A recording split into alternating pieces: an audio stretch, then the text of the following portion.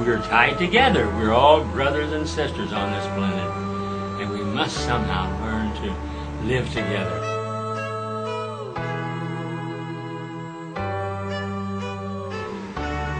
It is 1 o'clock on the West Coast. It is a special time all over the world, whatever your clock says. It is HugNation time. It is our first time back since I've been at Burning Man, which means that my head is slowly being put back together. Hopefully not exactly the same as it was before. Hopefully with a little bit more space between the lobes, maybe some new passageways, maybe some areas that I didn't know were there can now get some air in them and breathe and share the ideas that have been in there for all time. Because isn't that really what it's about? I think the Course in Miracles says that miracles don't do anything, miracles undo. So, as always, before we do our group hug, we share some stories or ideas that help us along the spiritual journey, remind us what it's about, help us to refocus, because really a spiritual path is a practice. A lot of people, Jacob likes to say that a lot of people think of their spiritual practice like you get to a plateau and you're like, cool, got it, I got an epiphany, cool, I got it. And that's like going to the gym and being like, cool, I got to my target weight in my body. There, done. I can cancel my gym subscription, my gym membership now. And that's ridiculous. When I say Jacob, I'm saying, what I mean is Jacob Glass, jacobglass.com, who also is starting to put up videos on YouTube, which I highly recommend. He has been an incredible teacher to me, as has Grandpa Caleb. At the end of today's hug, I'm going to read a little bit of my Burning Man story, which is about spreading Grandpa's ashes. If it's not a part of this video in the archives, that video will be online on all of my video sites, but probably on lustmonkey.com as well. Okay, I wanted to share the story of the journey to Burning Man. As you guys know who have followed me for a while, you know that for me the journey to Burning Man starts, well, it starts as soon as I get back from Burning Man the year before. And for months, you know, it's this process of getting ready, being excited, thinking about it, and I actually love that process, you know. I talked to someone on the playa, and he was like, man, I've been working on this and this and this for weeks, you know, and I finally got it done, and I'm here. And I was like, man, I love that. I love the whole preparing and working on things and that creative energy. And he was like, oh God, for me it's hell. It's like, oh, bummer.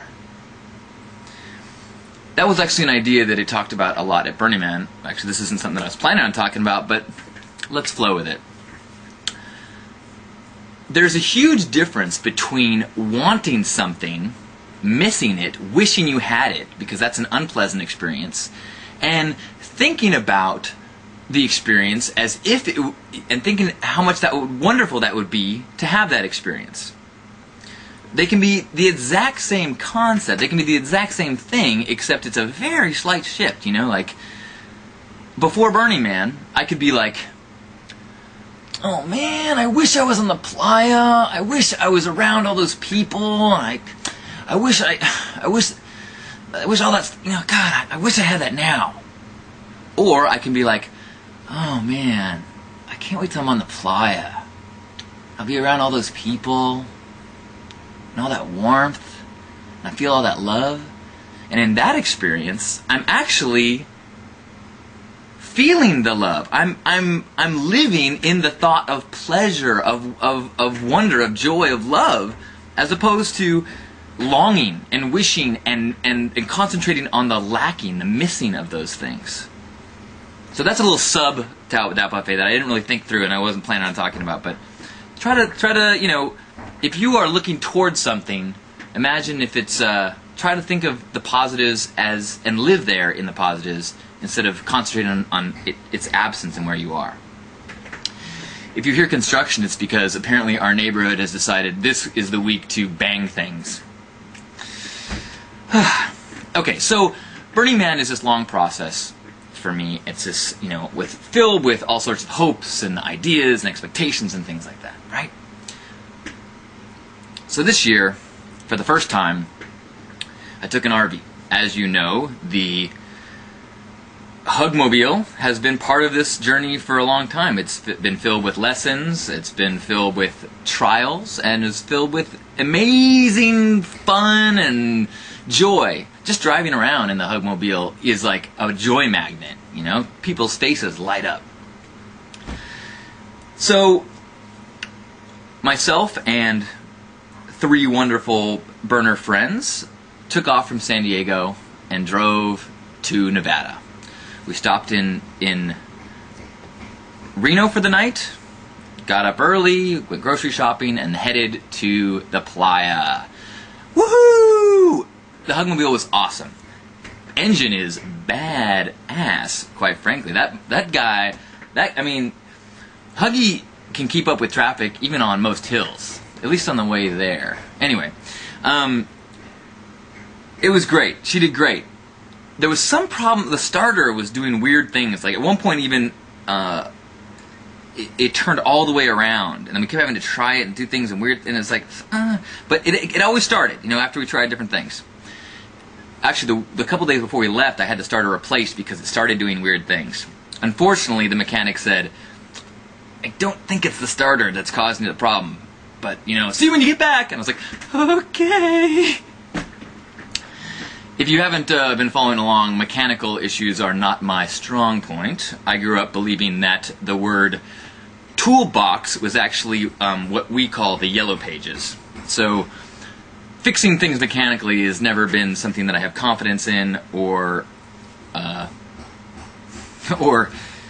just do I lack confidence, it causes a substantial amount of anxiety.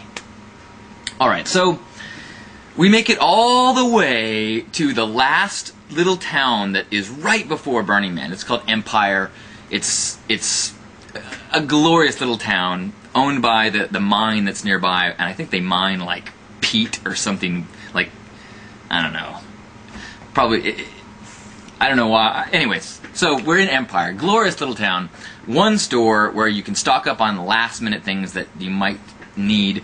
Fill up your water tank if you're an RV. Fill up your gas tank. So we pull in, we get gas, I pull around, turn off the car, and we go in to grab a couple last minute, sodas and stuff. While I'm in line, the person's like, someone in my car runs out and goes, "Hey, they really want us to move the car, we're blocking some stuff." I'm like, "Okay, run out." Or I give them my keys, they go out, come back a few minutes later, "I can't get it to work, can you do it?" I run out, I can't start the car. So now, I'm back in my place of lessons and learning, where I'm having mechanical troubles, I don't know how to fix them, and I'm disrupting other people's lives. Alright, I'll keep trying. I'll keep trying. I'll keep trying. All day today it's had trouble, but it always works. I keep trying. I keep trying. I keep trying. I keep trying. I'm starting to develop a blister. I put on a glove. I keep trying. I keep trying. They're like, "Alright, well, if you can't move it, we've got a chain. We can pull you over there." I'm like, "Okay." I keep trying. You keep trying. So, after, luckily, all the mechanic people are help fixing another RV. So, they said, "Well, we won't tow you with a chain until they come back here." So I have a few more minutes, 15 minutes, 20 minutes to keep trying. Just trying. And nothing's happening. It's just like, no clicks, no nothing. So, we are now officially broken down. They tow us over with a chain, which is a great experience too, to have this massive, huge pink thing being like towed by a truck with a chain. I'm like, I don't have much experience with this either. I'm like, do I ride the brake? Anyway, it all worked out. They pull us over to the side, where we're now in the RV graveyard with other RVs that are broken down, which was wonderful too, because there was a few people there, including DJ Eurotrash, who has more experience with broken down RVs, and he was a Zen teacher as this questionable experience was happening.